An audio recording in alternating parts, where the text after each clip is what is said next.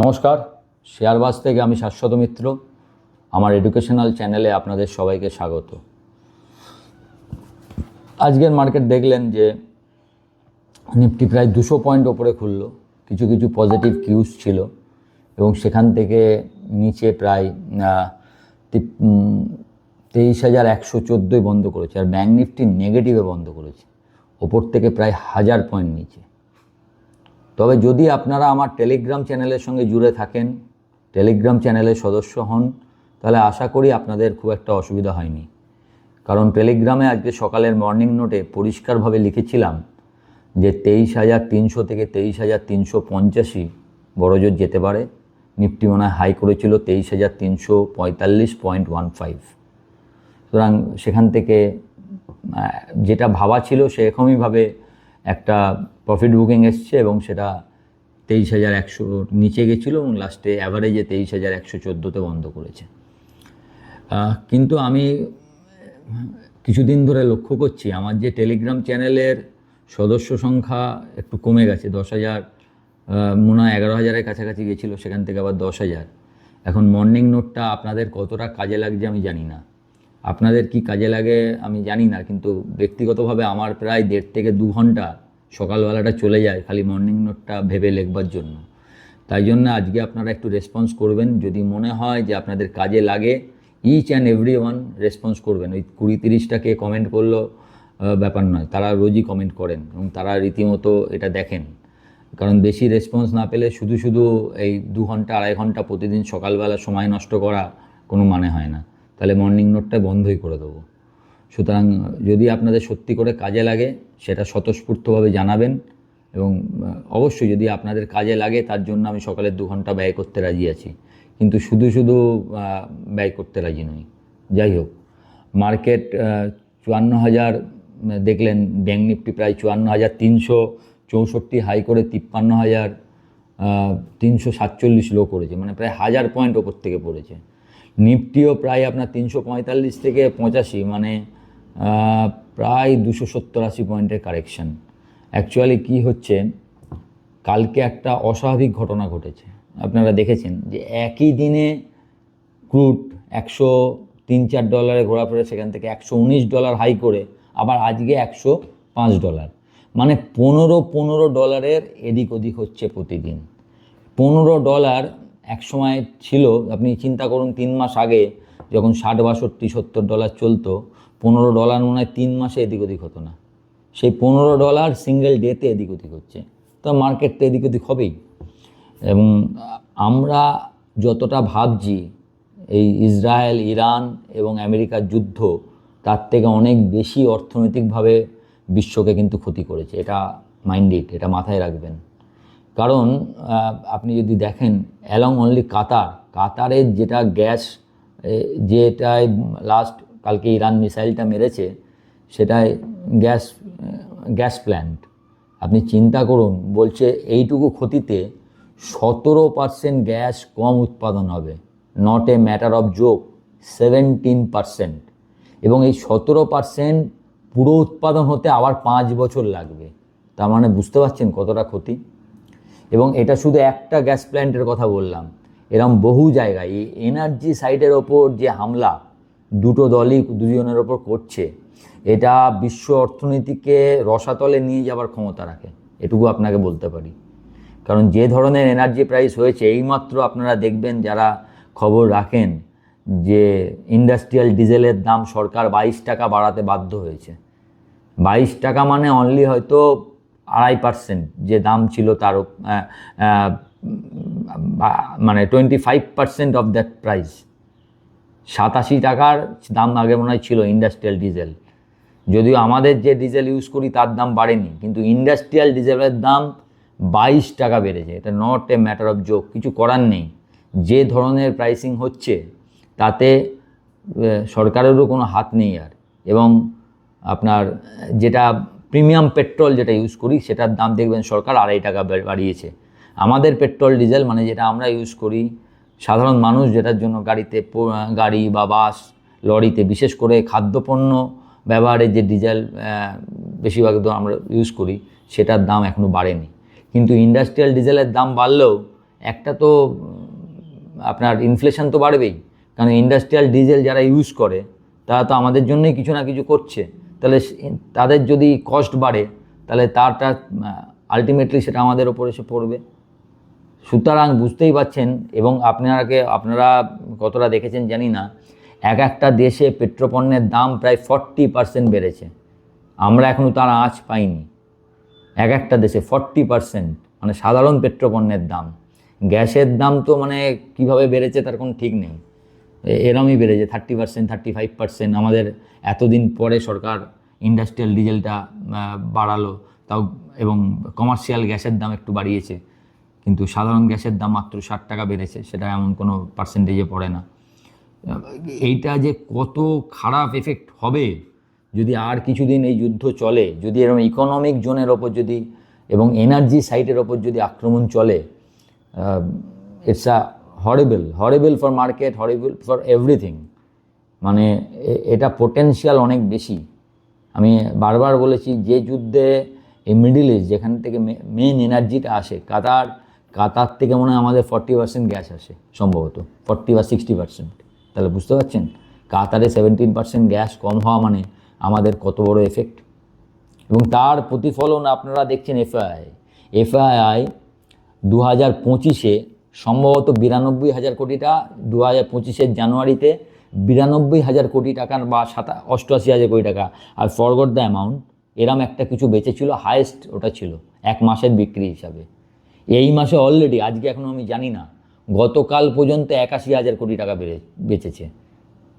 গতকাল 7,500 কোটি টাকা তো ক্যাশে বেচেছে, স্টক ফিউচার বেচেছে 7,000 কোটি টাকার। ভাবুন, ইন্ডেক্স ফিউচার সামান্য কিনেছে, ইন্ডেক্স ফিউচার প্রায় 14% হয়ে গেছে এফআই লং পজিশন, কিন্তু স্টক ফিউচারও বেচেছে প্রায় 7,000 কোটি টাকা। টোটাল প্রায় 15,013 কোটি টাকার মনে হয় টোটাল বেচেছে।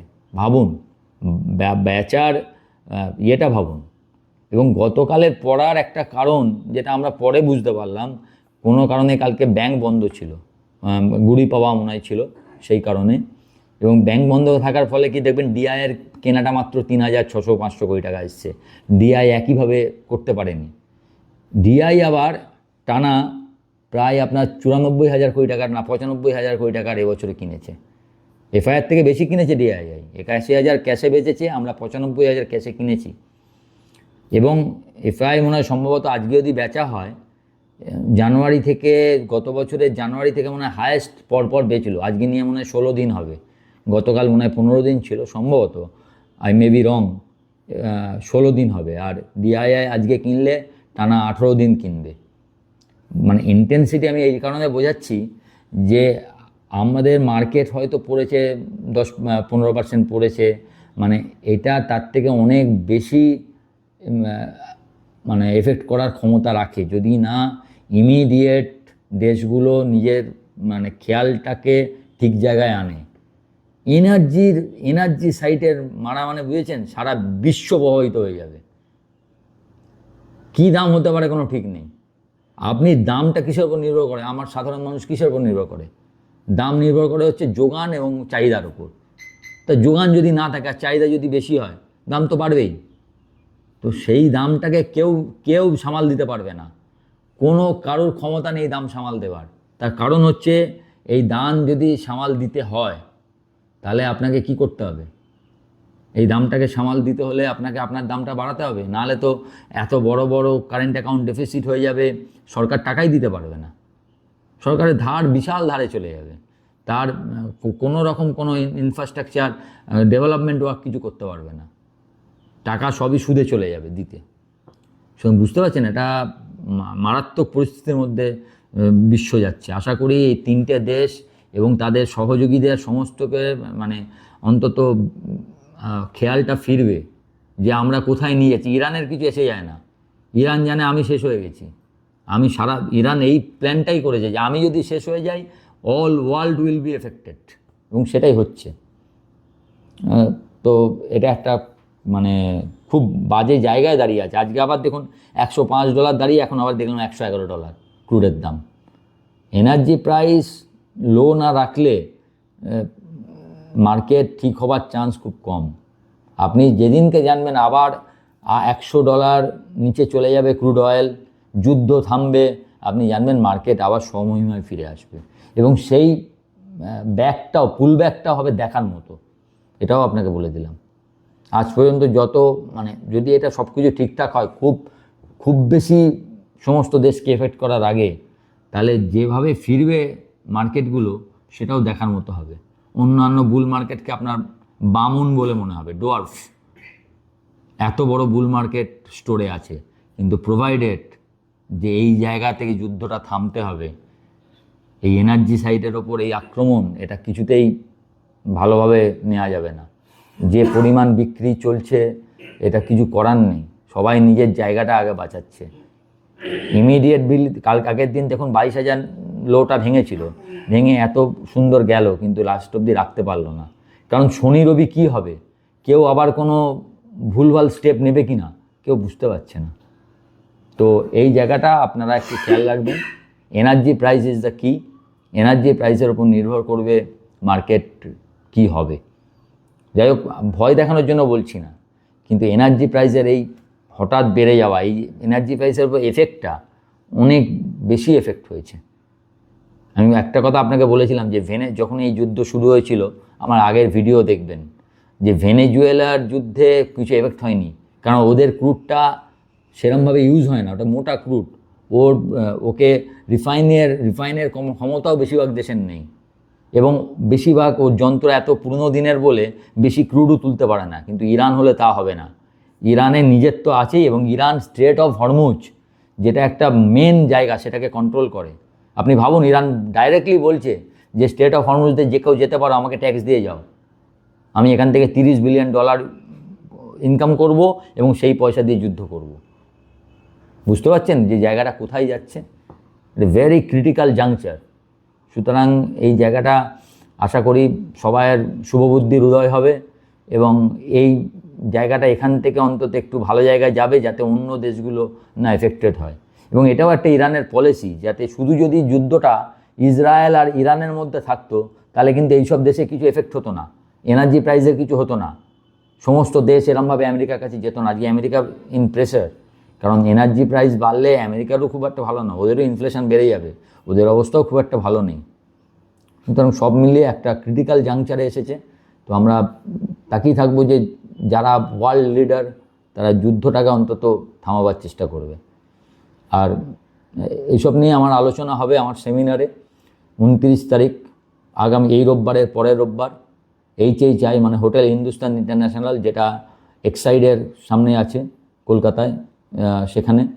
তো 21 তারিখ অবধি আপনাদের কাছে সময় আছে। আপনারা যারা এই সেমিনারে যোগ দিতে চান, কালকে অবধি যারা মনে করবেন, তারা যে নাম্বার দেয়া আছে এখানে, তার সঙ্গে যোগাযোগ করে নেবেন এবং সেমিনারের জন্য বুকিং করতে পারেন। আর আরেকবার আপনাদের মনে করিয়ে দিই যে যদি আপনারা সত্যি করে সিরিয়াসলি আপনাদের মর্নিং নোট কাজে লাগে, তাহলে অবশ্যই জানাবেন, এবং আমি তাহলে, কারণ একটা বৃহৎ টাইম, আপনি দেখবেন আপনার বেশিরভাগ দিনে 8:40, 30, 8:20 বেজে যাচ্ছে।